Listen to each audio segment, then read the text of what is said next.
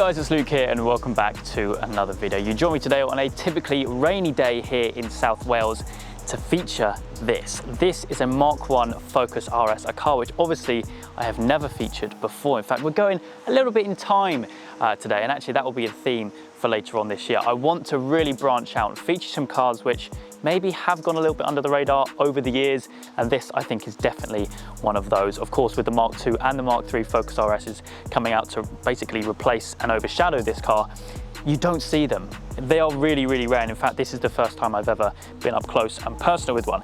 These things standard are pushing just over 200 horsepower, 212 to be exact. However, this car, of course, is not standard. It's running a hybrid turbo, running 330. So it's going to be good fun. It is front wheel drive, which is going to be a little bit treacherous with today's weather, but it should be good fun nonetheless. And so what we'll do, we'll catch up with the owner, Alex, have a walk around and go have some fun.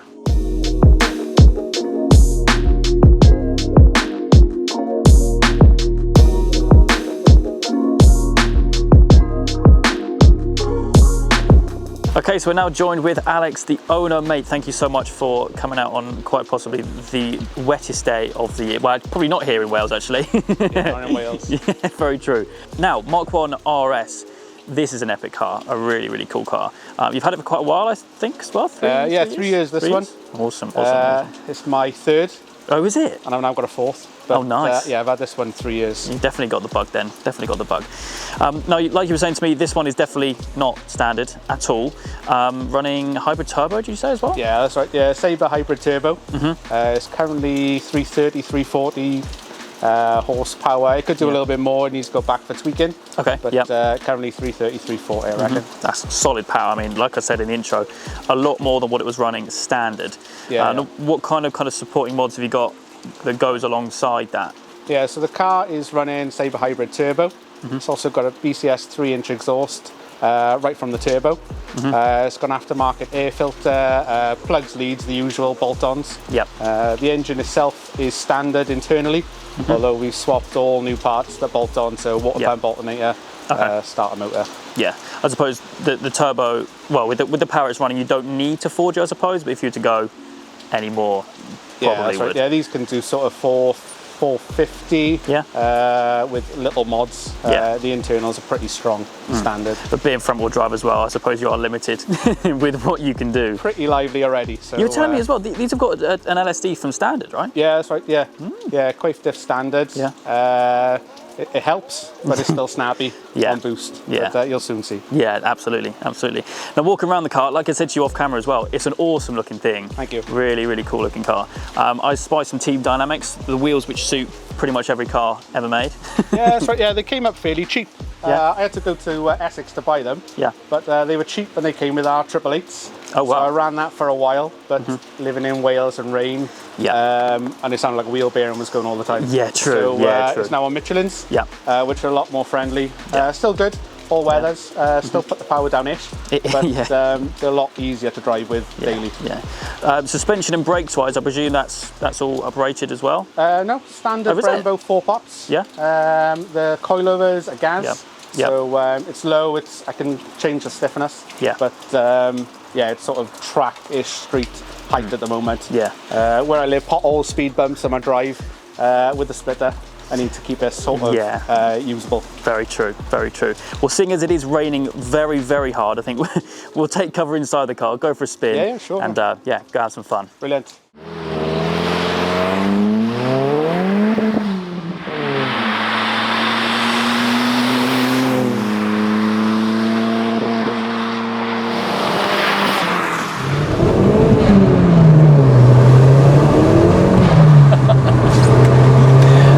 Starts throwing it down.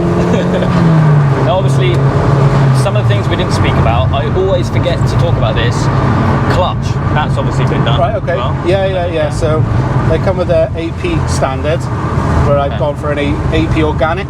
Okay. So it's sort of similar feel to standard clutch.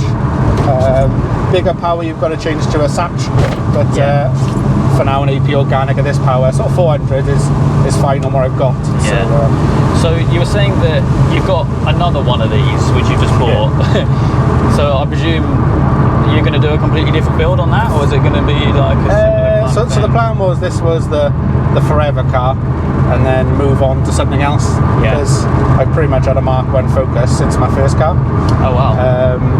I worked my way up from a 1.6 to a SD170 to an RS and a couple of RSs now. Yeah.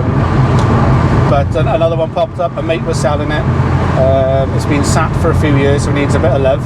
Yeah. But the history's right, the mileage is right. So it makes sense financially to swap over. So I'll swap over the mods. I'll leave the engine as it is because it's sort of a complete package, and I think it probably helps sell the car. Yeah. And I'll start fresh. I want to go sort of more power, bigger turbo on the next one. Yeah. Screamer pipe is the plan. Really? So the standard Focus is based on a GT25 turbo Garrett. I probably want to go either the new G series or GT28 just to get a solid 400 is the plan. I think anything more than that is too much in my eyes. being front wheel drive as well, unless you all-wheel drive swap it. These drive like the old Ford's RS turbos, so I think that's the fun of it. Absolutely. Some people update the diffs. I think it's a wave track or a CAS, and it sort of takes away a lot of the judder, but I quite like on boost you have to sort of hold on, that's all part and of the it's fun. part of the fun. I think if it drove like a modern car with instant power and no sort of no entertainment when boosting, then I think it would just be a bit more boring to drive. Yeah, no, I agree, and that'd be cool. I mean, screamer pipe as well, that'd be nuts. Absolutely nuts. I don't drive it that much, so it's like a weekend toy, so I don't think it would bother me too much. I mean, in terms of the interior, because we didn't really speak about that when walking around it, there's a lot of carbon in here, which isn't standard. I know that for a fact. Yeah, that's right. These door cards are stunning. Yeah, so the door cards are genuine M Sport door cards that will come out with the rally cars. Yeah. So your Carlos Sainz, Colin McRae, that sort of era of rally car. Wow. These door cards would have come out, come in. So I went Ford Fair years ago, was buying a part of a friend, and I looked in the back of his boot and I could just see a bit of carbon. Yeah. And I hassled him, and he had a Mark 1 Focus, decided to sell for a Mark 3 Focus. Okay. And he said, you could buy them, but you've got to buy some other bits. And I had my eye on a 3-inch exhaust anyway, and that was part of the break-in. So I ended up buying that, which is on the car now, and a few other bits. And he regrets it ever since. But genuine rally door cards. Yeah, and an updated steering wheel as well. So smaller Momo jet. I mean, it's got a little bit of carbon on it, but whether I change it, you get into a standard one now. It feels like a bus with a big wheel. That's the thing, because it's like a big old chunky thing, isn't it? Yeah, definitely.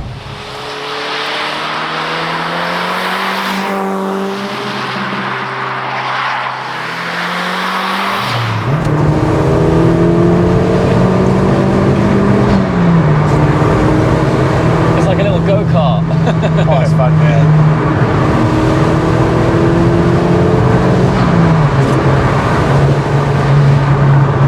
Handles really well as well, doesn't it? I can see why you like taking this thing on track. It's the right height for fast roads, and sort of a little bit of show, I suppose. Yeah, that's it. But it's still usable, and carbon splitter on the front, so I've ruined one already, which is when I got the front bumper smoothed. I sort of had to do a little bit of paint on the bumper, so at the same time we smoothed the number plate. I don't really want to smash another carbon splitter if I can help it. I don't blame you. It's fairly expensive.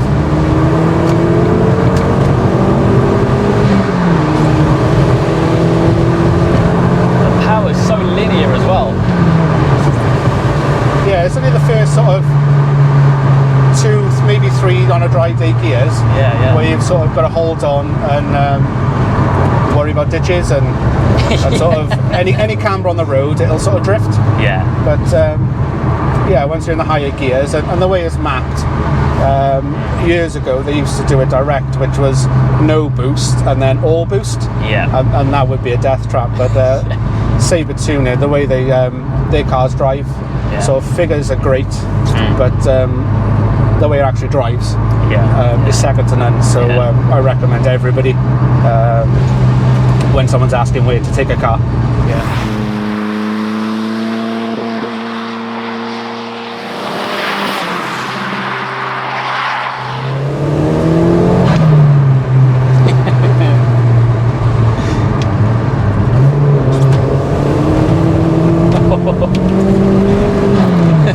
more snappy. Yep.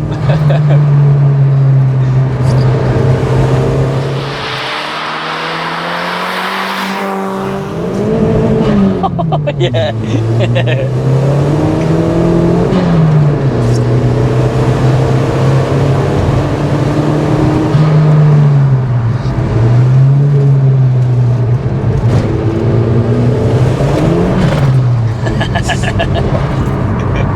Yeah, it's a bit lively. A little bit, yeah.